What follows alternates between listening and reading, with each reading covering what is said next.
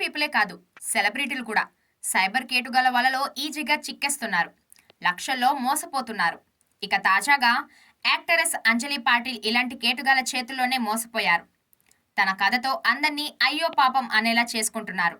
ఇక బంగారు తల్లి సినిమాలో లీడ్ రోల్లో చేసిన అంజలి పాటిల్ ఆ సినిమాతో విమర్శకుల ప్రశంసలు అందుకున్నారు. టాలీవుడ్ ప్రెస్టీజియస్ అవార్డు నంది అవార్డును కూడా చేజిక్కించుకున్నారు. తెలుగు, తమిళ్, హిందీతో పాటే తన నేటివ్ లాంగ్వేజ్ మరాఠీలో కూడా పెర్ఫార్మెన్స్ రోల్ చేస్తూ అందరి చేత చప్పట్లు కొట్టించుకుంటున్నారు. అలాంటి ఈ యాక్టరెస్కు రీసెంట్గా కొంతమంది సైబర్ నేరగాళ్లు కుచ్చుటోపి పెట్టి దాదాపు 5 లక్షల వరకు గుంజారు.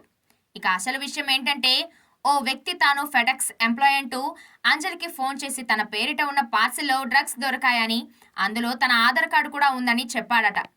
పోలీసులను అప్రోచ్ అవుతున్నానని బెదిరించాడట.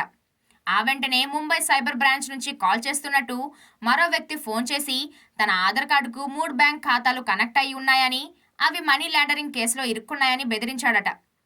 ఈ క్రమంలోనే ప్రాసెసింగ్ ఫీజు అంటూ అదంటూ ఇదంటూ దాదాపు 5 లక్షల వరకు ఈమె నుంచి ట్రాన్స్ఫర్ చేయించుకున్నాడట.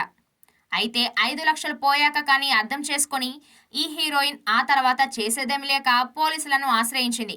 ఇప్పుడు లబోదిబో అంటోంది.